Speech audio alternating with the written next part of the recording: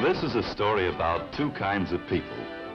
The people who buy, the customers in a competitive market, and the people who help them get what they want, the salesmen. We're all customers quite often, and we're all salesmen now and then. Salesmen of things and of ideas. And there's a lot to selling, anything.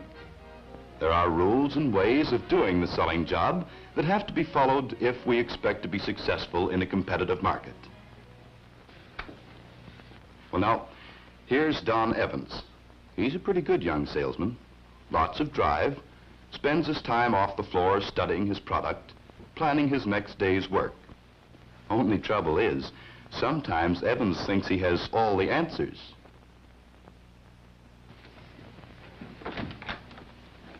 Say, Don. Oh, yes, Mr. Carter. Can you come into my office for a few minutes? And here's Jim Carter, Evans' boss. He doesn't always agree with Evans. Don, my calendar says that you've been with us just 3 months to the day. That's right.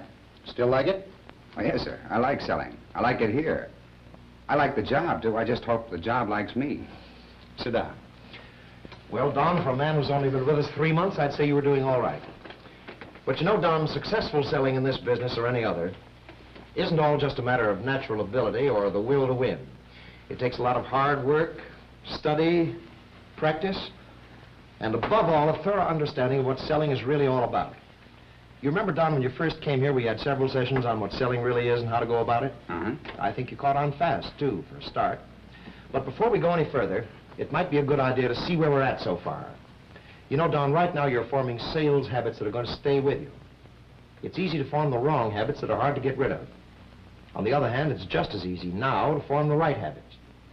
So let's analyze this selling job of yours once more just to see how we stand. Well, I guess the first thing in selling is to know your product. You sure can't do much selling unless you know what you're talking about. You know, I've been noticing lately how many salesmen really don't know their products. Only yesterday, I saw an electric shaver in Johnson's window down the street. I'd been needing a new one, so I thought I'd go in and find out how this one worked. Well, I don't know just what kind of motor it's got in it, but we sell lots of them. Lots of them. No complaints either. Yeah, sure, I know, but I've had a couple of these things.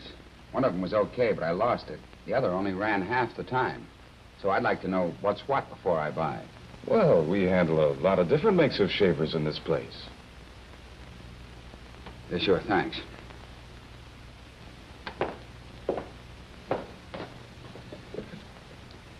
All that guy needed to make a sale was just a little information about his product. I was all ready to part with $20, but not without knowing what I was buying. And he didn't know his product, so he lost the sale. That's right, Don. Product knowledge is essential. But important as that is, what more do you need? Well, I remember we talked about a plan for selling. That's right, the 4-step sale. Of course, there are lots of ways of breaking down the steps in a sale. But for my dough, this 4-step plan of ours covers the ground. And, Don, right out there on that business street,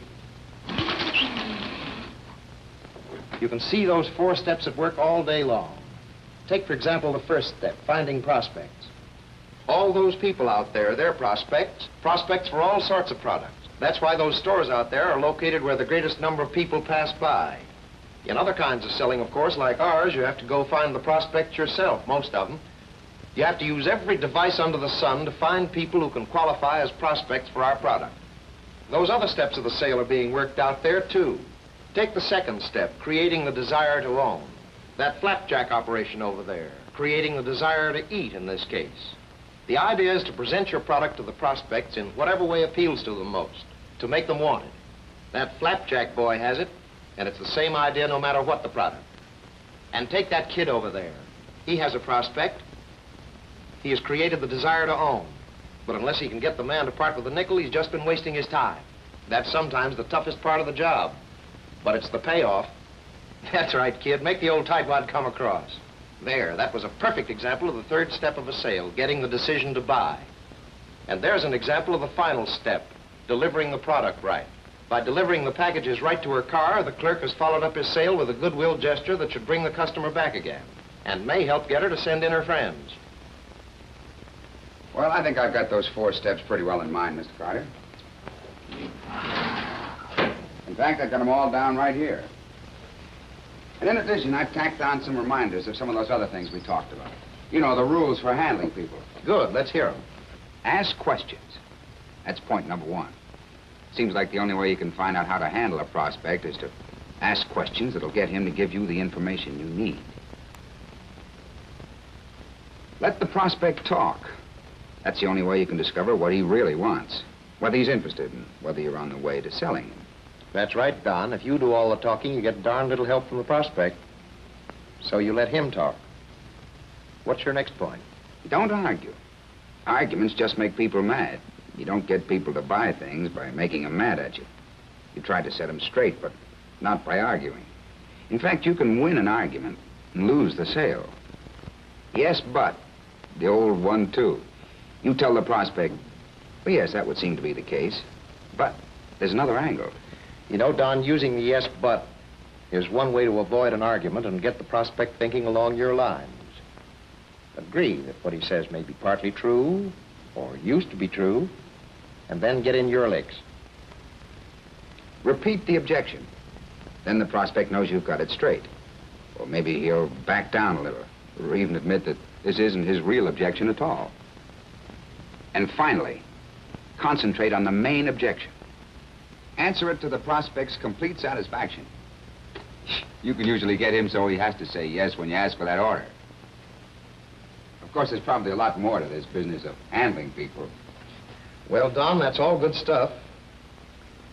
You seem to have the right slant on a lot of things.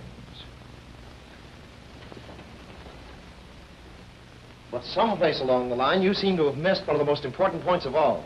Why, I thought I covered most everything here. Look, Don, you talk about rules for handling people.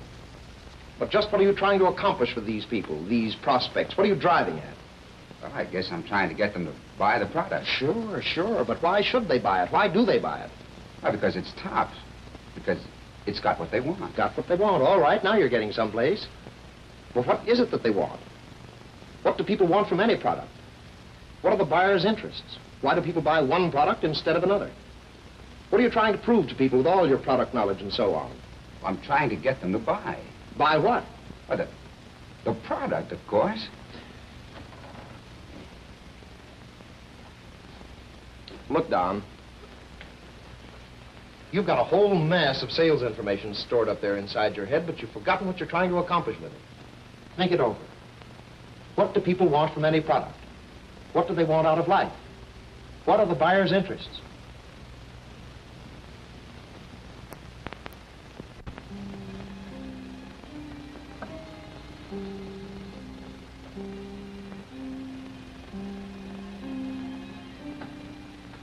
What do people want?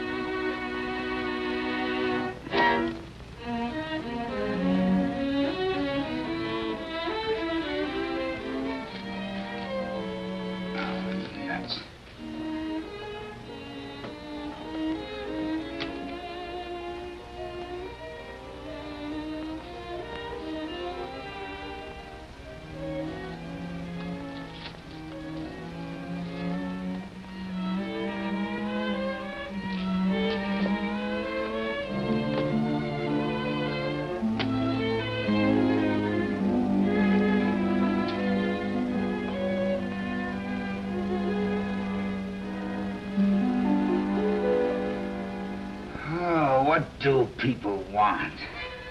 What's the matter, Don? Don't you know what people want? What?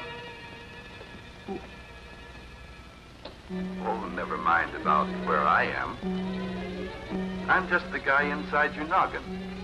The guy who really knows what you know about what people want. What people want? That again. That's right. You know what people want. Take yourself, for example. How do you like to come home to an easy chair?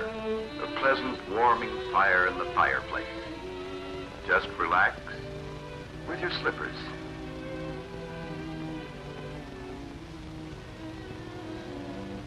Your pipe. your newspaper. Solid comfort. Yes, comfort is mighty important to you and to a lot of other people. That's one of the things you and lots of other people want. Then, take a mother with her child, her most priceless possession, her baby. What's the angle there? Why, the safety of that baby. Mother's only thought as she tucks her precious baby in. Safety from all harm. Safety through the night. Yes, safety is one of the most important things in the world to people. Sometimes safety is the only thing that really matters. On the other hand, why does a farmer use a windmill instead of a power pump? Economy. Fuel to run a windmill is free.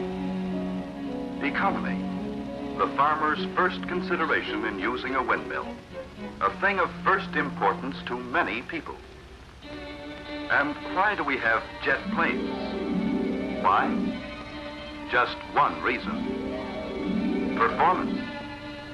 Performance. Do a better job than anything else. Performance from a jet plane. Performance from a lawnmower. To some people, performance is the only thing that counts. Durability. Bridges. Man-made structures which must last for generations, which tell us just how important durability can be to people. Durability. How long will it last? And here's a picture to delight the eye and quicken the pulse of every beholder.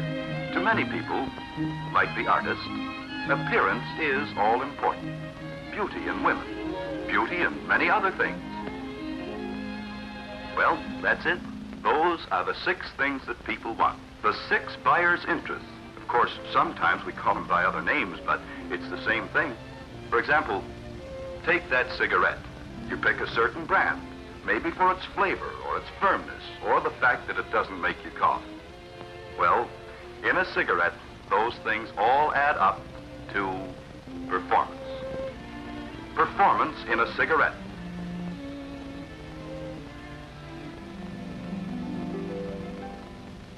Oh, yeah, that's right.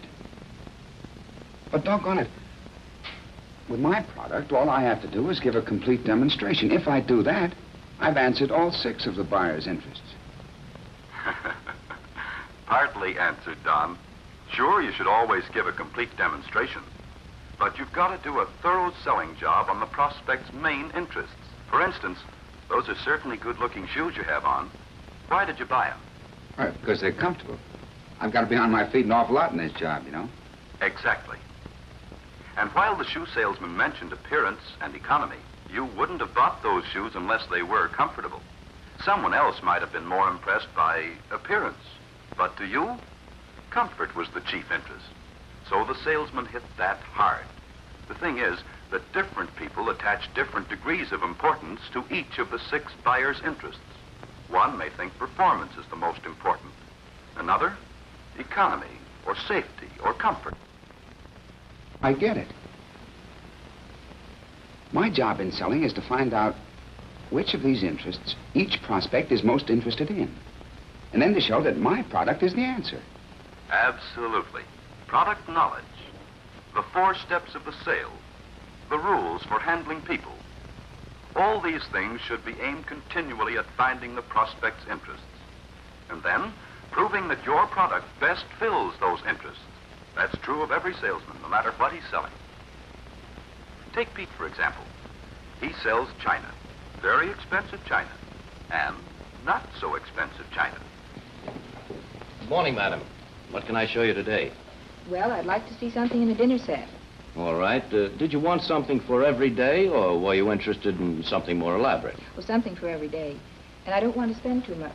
My present dishes are always chipping. I see. So you're interested in something low-priced, yet durable. Yes. I think we've got just about what you have in mind. Some new low-price patterns just came in. Here's one we consider very attractive. Yes, it is nice. And the price is surprisingly low for dinnerware of this quality. It's durable, too, for everyday use. Let me tell you why this china is so durable. You see? You may have noticed that. Pete established with a simple question or two just what his customers' main interests were. Then he showed merchandise that satisfied those interests. And he stressed the things that applied to the interests. You have to do that in selling china. And you have to do it in selling men's suits. Yes, sir, Mr. Williams. At the price, this suit is really a steal. And it'll wear like a carpet. Sure. And the price is okay. I tell you, it doesn't feel right. It's too heavy. Oh, but Mr. Williams, to see how beautifully it fits you and the color made for you.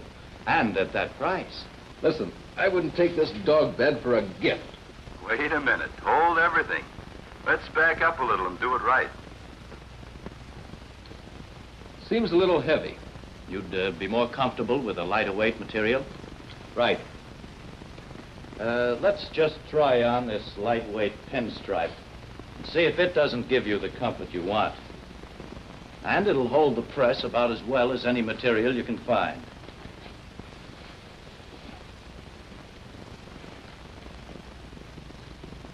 Well, this is better. Yes, that was better.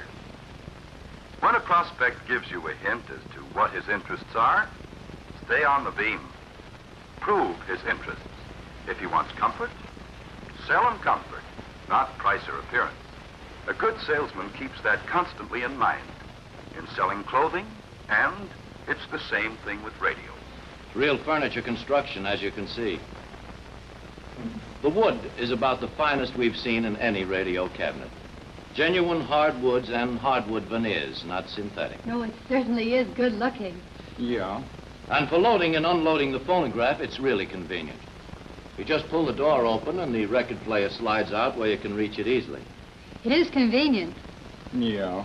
Of course, the most important thing about any radio set is, how does it perform? Yeah, performance. How about that? That's what I want to see.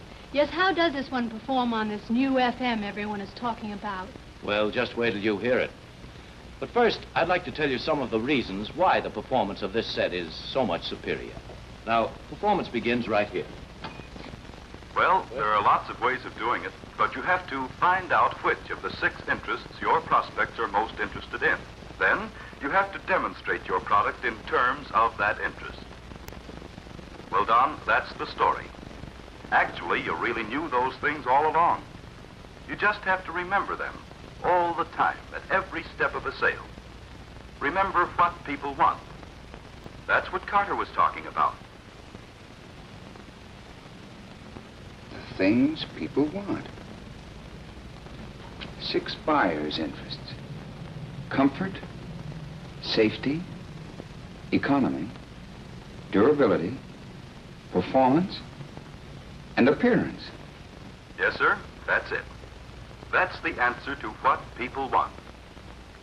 All the product knowledge, the 4-step sale, the rules for handling people, they're all aimed at just one thing: finding out exactly what a prospect wants, and then proving that has it.